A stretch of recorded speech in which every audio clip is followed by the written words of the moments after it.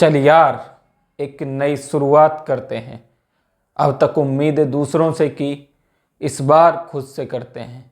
इन्हीं पंक्तियों के साथ मैं आप सभी का स्वागत करता हूं अपने YouTube चैनल संकल्प सारथी में, जहां पर आज हम बात करेंगे कि 2025 जो कि नया वर्ष शुरू हो गया है, इस वर्ष में हम अपनी सफलता को कैसे सुनिश्चित कर सकते हैं।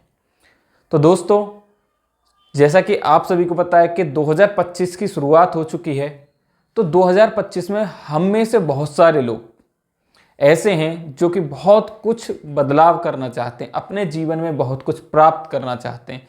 जिनमें से आम जो हम जैसे लोग हैं, उनका एक सपना होता है कि हमें एक गवर्नमेंट जॉब मिल सके, एक सरकारी नौकरी मिल सके, क्योंकि कहा ऐसा जाता है कि एक सरकारी नौकरी कई पीढ़ियों की दशा और दिशा बदल सकती है।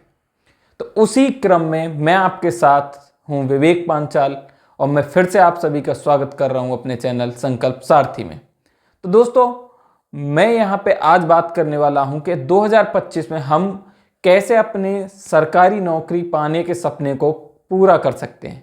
तो सबसे पहली जो इस बात को पूरा करने के लिए जरूरत होती है वो है कि हमें इंफॉर्मेशन पता हो कि सरकारी नौकरी निकलती कब है, कौन कौन सी सरकारी नौकरी हैं, और उन सभी में सिलेक्शन प्रोसीजर कैसा है। किस नौकरी के फॉर्म 10वीं क्लास से आते हैं, किसके 12वीं से, किसके ग्रेजुएशन से।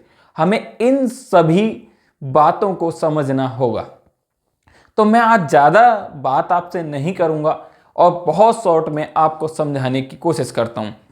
तो 2025 में जो आने वाली सरकारी नौकरियों की संख्या है वो लाखों में है। अब ऐसा नहीं है कि किसी एक पोस्ट पर एक ही वैकेंसी में कई लाखों वैकेंसियां देखने को मिलेंगी, लेकिन छोटी छोटी बहुत सारी पोस्ट हैं जिनमें कई हजार वैकेंसियां मिलकर लाखों बनती हैं। अब जो बच्चा बिल्कुल नया है, मैं उससे कहना चाहता हूं कि अगर तुम सरकारी नौकरी की तैयारी कर रहे हो तो सबसे पहले ये जानो कि तुम्हें कौन सी सरकारी नौकरी करनी है। लोग कहते हैं कि एक बार तैयारी कर लो सभी सरकारी नौकरियों की तैयारी हो जाएगी, तो ऐसा बिल्कुल भी नहीं होता है।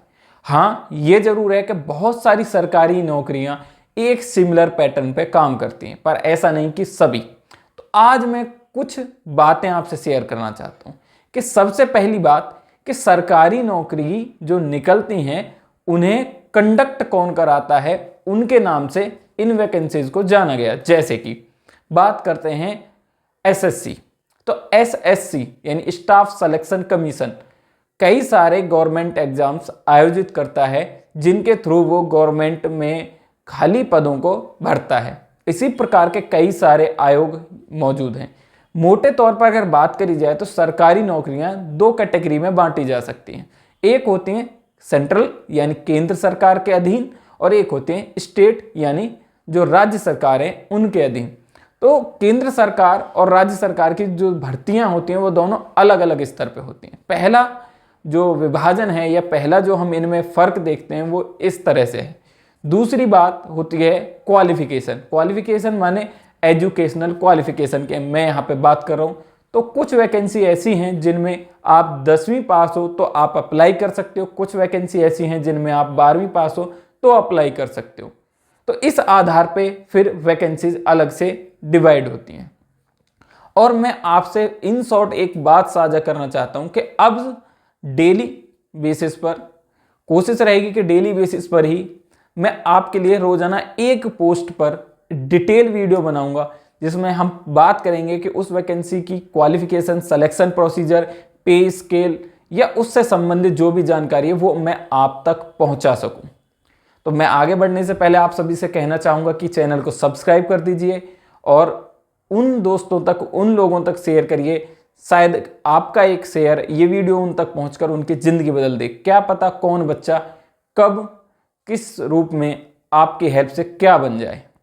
और एक और बात, कई बार होता है ऐसा कि हम समय निकलने के बाद तैयारी शुरू करते हैं या जब समय बहुत कम बचा हो तब। तो ऐसी स्थिति से बचने के लिए आप समय रहते तैयारी शुरू कर सकते हैं। मेनली अगर मैं बात करूं तो देखिए, एसएससी यानी स्टाफ सिलेक्शन कमीशन कई प्रकार की भर्तियां कराता है, जिनमें की होती है CPO CGL, MTS, CGL, SSC GD, Delhi police के ड्राइवर, हेड कांस्टेबल और दिल्ली पुलिस कांस्टेबल, और भी ट्रांसलेटर, जेई यानी जूनियर इंजीनियर, ऐसे बहुत सारे पदों पर वैकेंसी SSC निकालता है। इसके अलावा यूपीएससी बहुत सारी वैकेंसीज निकालते हैं। यूपीएससी में सबसे प्रचलित आपने नाम सुना होगा IAS जिसे बोलते हैं, लेकिन वो होता है CSE, सिविल सर्विसेज एग्जाम, वो यूपीएससी कंडक्ट कराता है। उसके अलावा यूपीएससी कई सारे एग्जाम कंडक्ट कराता है, जिनमें CDS होता है, NDA भी होता है, EPFO के कई एग्जाम भी होते हैं। उसके अलावा होते हैं रेलवे एग्जाम। रेलवे एग्जाम में NTPC, group D, technician, RPF की जो भर्तियां होती हैं वो सब आती हैं। बैंकिंग एग्जाम होते हैं जहाँ बैंकिंग क्लर्क, IBPS हैं या PO हैं, उनकी वैकेंसीज होती हैं। इसके अलावा FCI है, EPFO है, नाबार्ड है, और वेरियस जो हैं स्टेट एग्जाम्स हैं, जैसे कि UPPCS है, MPPCS है, DSSS भी है। ठीक है, तो ये सब भी एग्जाम्स कंडक्ट कराते हैं। तो बहुत सारे हैं, आप इनके भंवर जाल में, इन समंदर में कूदने के बाद आप भ्रमित होंगे, मैं इसका फॉर्म भरूं, उसका भरूं, इसका नहीं भरूं, किस में क्या तैयारी करनी, किस में क्या पढ़ना है, किस में क्या नहीं पढ़ना। तो इन सभी की डिटेल्स के साथ मैं आपके साथ फिर से जुड़ूंगा। आज मेरा जुड़ने का मकसद था कि आपको थोड़ा सा अवेयर करा जाए। तो आज के वीडियो करते हैं यहीं पे समाप्त। मुलाकात होगी आपसे फिर नए वीडियो में। जब तक के लिए आप लोग चैनल को सब्सक्राइब करिए। अगर वीडियो अच्छा लगा तो लाइक कीजिए, और आपके जो सुझाव हैं, आपके जो सवाल हैं, वो कमेंट बॉक्स में आप मुझे बता सकते हैं। तो मिलते हैं अगले वीडियो में, तब तक के लिए आप सभी स्वस्थ रहें। जय हिंद, जय भारत।